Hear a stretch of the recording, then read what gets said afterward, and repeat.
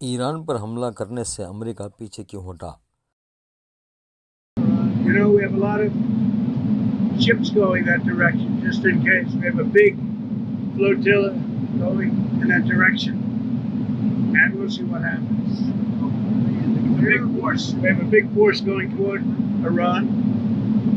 I'd rather not see anything happen, but we're watching them very closely.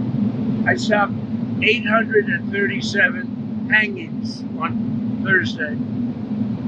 They would have been dead. Every one of them would have been hung. This is like from 1,000 years ago. This is an ancient culture. Very smart people, by the way, but it's an ancient culture.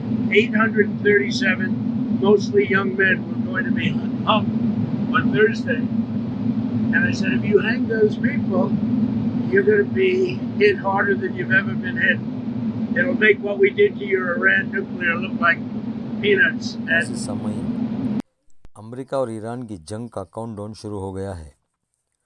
گزشتہ چند دنوں سے ایران اور امریکہ ایک دوسرے کے خلاف جنگ کرنے کے قریب آ گئے تھے، یہاں تک کہ امریکہ نے ابراہیم لنکن جہاز کو ایران کی طرف روانہ کر دیا ہے۔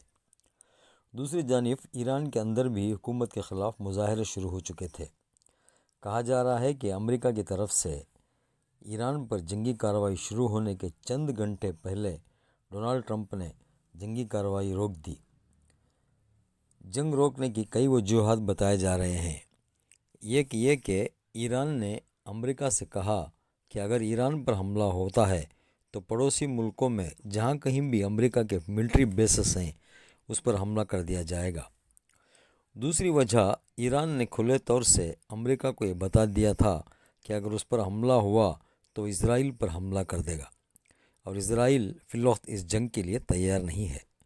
کہا جا رہا ہے کہ اسرائیل کے کہنے پر ہی امریکہ نے جنگ روکی ہے، لیکن سامعین، یہ خبریں آ رہی ہیں کہ امریکہ ایسے ہی جنگ نہیں روکی ہے، شاید اس کی کوئی اسٹریٹجی ہوگی۔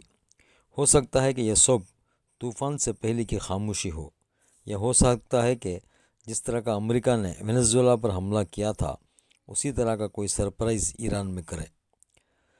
سامعین، یہ سمجھنا ضروری ہے کہ ایران نہ تو وینزویلا ہے اور نہ ہی گرین لینڈ یا ڈنمارک۔ ایران بھی بہت طاقتور ہے۔ ایران نے امریکہ کو کھلی دھمکی دی ہے کہ اگر آیت اللہ علی خامنائی کو کچھ ہوا یا ایران پر حملہ ہوا تو ایران تباہی مچا دے گا۔ وہ اسرائیل سمیت امریکہ اور مڈل ایسٹ کے سارے امریکی فوجی اڈے تباہ کر دے گا۔